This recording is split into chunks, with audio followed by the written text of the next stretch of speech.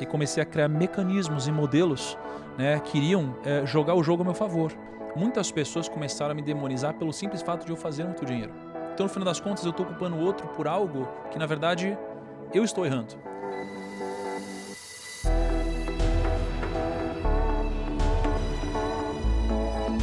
Você precisa virar a casa se você quiser enriquecer, se você quiser ganhar mais dinheiro.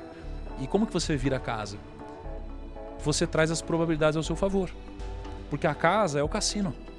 Cara, o jogador nunca ganha no cassino, né? A maior chance de você ganhar dinheiro no cassino é você entrar no cassino e você jogar na roleta. E uma única vez, todo o seu patrimônio. Essa é a maior chance de ganhar no cassino.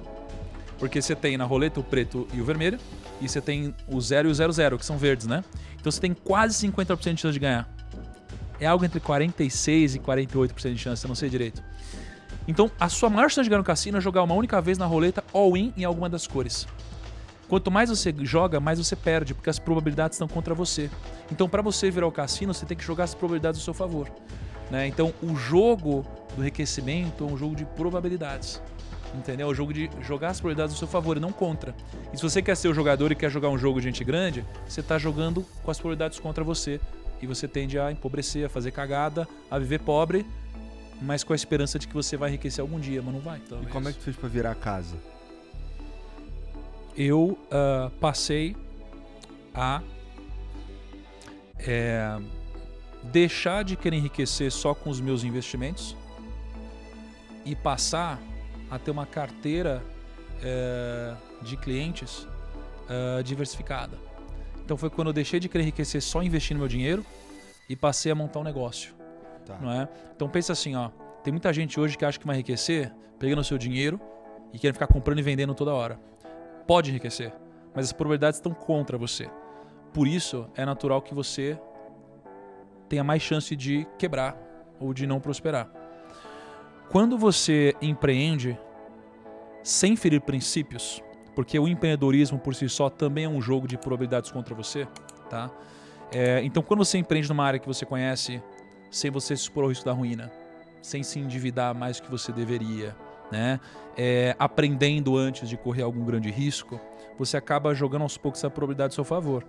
Então quando eu comecei a empreender, né, eu parei de querer enriquecer só na força do meu braço e comecei a criar mecanismos e modelos, né, que iriam jogar o jogo a meu favor. Por exemplo,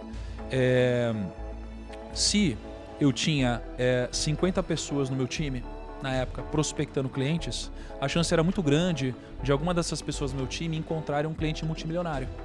Eu sozinho tenho as probabilidades. Então, o que eu fiz foi um jogo de probabilidades. Eu preciso manter um custo baixo, ter fontes de aquisição diferentes. Tu sabia disso na época, tu analisou como tu fez e, pô, até que eu fui na cagada certinho. Cara, foi uma mistura dos dois. Não foi na cagada, eu sabia que essa era a direção, né? Mas óbvio que eu não tinha essa clareza que eu tenho hoje.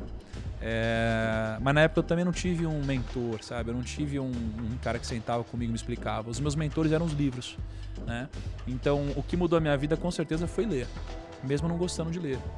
Porque para pra pensar, ler é colocar as probabilidades ao seu favor. E aí, cara, o cara ele viveu uma vida inteira e ele registrou os maiores aprendizados que ele teve no livro dele. É sobre isso o livro, é sobre uma mensagem, é sobre o que ele aprendeu, é sobre o legado. Um legado que ele vai deixar no outro, diferente de uma herança que ele deixa pro filho, não é? Então ele registrou todos os aprendizados dele no livro. E aí a gente vai viver uma vida tomando porrada todo dia para aprender o que esse cara já aprendeu no final da vida dele, tendo tido o sucesso que ele aprendeu, que o sucesso que ele teve. Não, eu vou ler livro. Ler livro vai trazer probabilidade a seu favor. Então se você ler a história do Elon Musk, verdade. Se você ler livro e você ler a história do Silvio Santos, você ler a história de seja lá qual for o empreendedor, você vai aprender o que ele demorou uma vida inteira para aprender. Então você vai reduzir a possibilidade de errar onde ele já errou. Talvez a gente enxergue a riqueza de duas formas diferentes, culturalmente falando aqui no Brasil.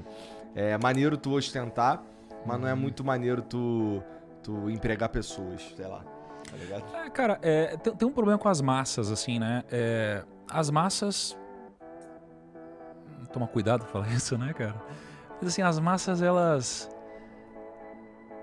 dificilmente estão certas, assim. Dificilmente estão certas, é por isso que elas são as massas, né?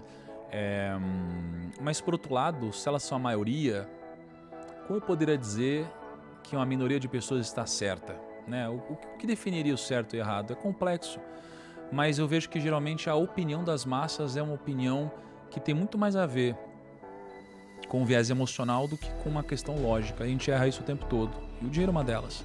Então, por exemplo, as pessoas gostavam muito mais de mim quando eu não tinha fama, digamos assim, tá? As pessoas, elas insistem em compartilhar meias verdades ou falsidades, ou seja lá o que for. Por exemplo, eu enriqueci antes de entrar na internet, não é? Então, quando eu entrei na internet, eu era pequeno, as pessoas, elas admiravam isso. Admiravam eu ter enriquecido antes de entrar na internet, empreendendo, e aí depois compartilhar esse aprendizado na internet. Quando eu consegui compartilhar o aprendizado com muito mais pessoas, e eu passei também a ganhar mais dinheiro digitalmente, né? Coisa que uma linha de receita que eu não tinha antes, muitas pessoas começaram a me demonizar pelo simples fato de eu fazer muito dinheiro. Porque, realmente, assim, o empreendedor, ele é muito mal visto aqui. Porém, no final das contas, né,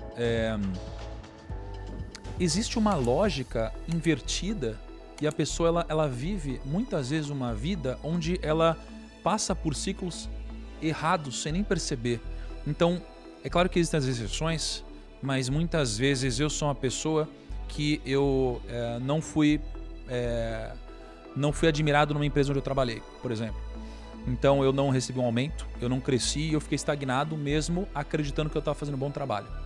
E aí isso daqui me traz a crença, já que muitas pessoas ao meu redor me dizem que o patrão é explorador e o funcionário é sempre do bem, que o funcionário, ele não deve trabalhar muito, porque isso daqui não vai me enriquecer nunca e eu nunca vou crescer, porque é assim que funciona o mercado capitalista malvadão, por exemplo.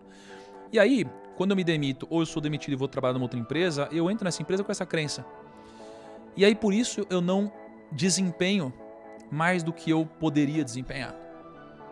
E aí, eu não cresço novamente ou eu sou mandado embora em algum momento. E aí eu começo a achar que a culpa é do outro. Enquanto que, na verdade, pelo fato de eu ter vindo com essa crença e evitado trabalhar mais do que eu poderia e trazer mais resultado do que eu poderia, né, me fez não crescer. Então, no final das contas, eu estou culpando o outro por algo que, na verdade, eu estou errando. Porque a gente começa a entrar num ciclo negativo, né? E muitas vezes esse ciclo vem das grandes massas, né? Porque a maioria das pessoas, elas geralmente não tem algum resultado expressivo. Elas sonham em ter muito dinheiro. Elas gostariam demais de ter muito dinheiro. Mas quando o amigo delas cresce, elas passam a entender que existe algo errado nisso. A gente tem muita dificuldade de admirar o sucesso do outro. E a gente vive nesse ciclo, né, cara? Tu teve algum momento que tu parou e...